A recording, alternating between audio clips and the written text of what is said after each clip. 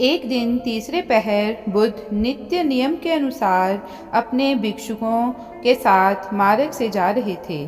तभी मार्ग के बीचों बीच उन्हें रस्सी का एक टुकड़ा पड़ा दिखाई दिया। बुद्ध रुक गए और उन्होंने एक भिक्षु को वह रस्सी उठाने को कहा।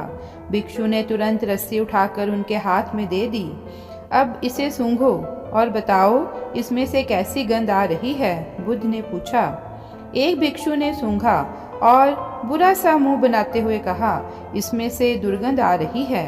दुर्गंध क्यों आ रही है? बुद्ध ने शांत स्वर से पूछा।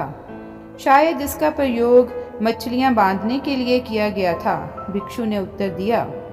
क्या रस्सी की ऐसी दुर्गंध होती है? बुद्ध ने पूछा। नहीं, कभी नहीं। साधारणतया रस्सी में कोई विशेष गंध नहीं होती है, सब एक स्वर में बोले। तब इस रस्सी में ये दुर्गंध क्यों है? कोई बता सकता है? सब चुप होकर इसके बारे में सोचने लगे, परंतु किसी को भी इसका समुचित उत्तर नहीं सूझ रहा था। बुद्ध ने समझाया, मूल रूप से रस्सी में कोई गंध नहीं थी। चूंकि मछली बांधने के लिए इसका प्रयोग किया गया, इसलिए इसमें भी उसकी गंध समा गई।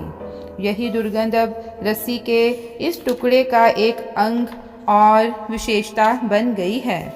जो भी इसे हाथ में पकड़ेगा उसके पास से यही दुर्गंध आने लगेगी और वह इसे फेंक देगा। सब ध्यान से उनकी बात सुन रहे थे, किंतु समझ नहीं पा रहे थे। बुद्ध ने आगे कहा, हम मनुष्य भी रस्सी के इस टुकड़े के समान हैं। बुरे लोगों की संगति में अनजाने में ही हम भी बुरी आदतें अपना लेते हैं। ये आदतें हमारे स्वभाव का अंग बन जाती हैं और इनसे छुटकारा पाना बहुत कठिन हो जाता है।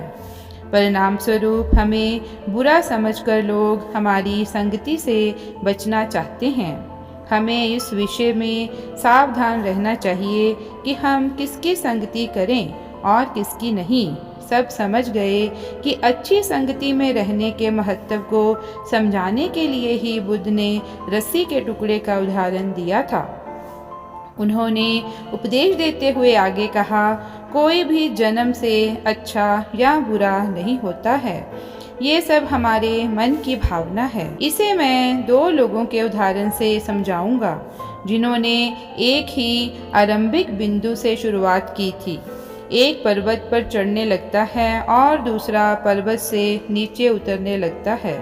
समय के साथ पहला शिखर पर पहुंच जाएगा, जबकि दूसरा नीचे उतरकर तल पर आ जाएगा। केवल एक पग ऊपर या नीचे रखने से कितना भारी अंतर पड़ जाता है। हमें ये ध्यान रखना चाहिए कि जीवन में हम सदा ऊपर की ओर ही चलें, ना कि नीचे की ओर पग बढ़ाएं। ऐसा हम ठीक संगति में रहकर ही कर पाएंगे, जो हमारे आचरण को प्रभावित करती है और व्यवहार में स्पष्ट रूप से झलकती है।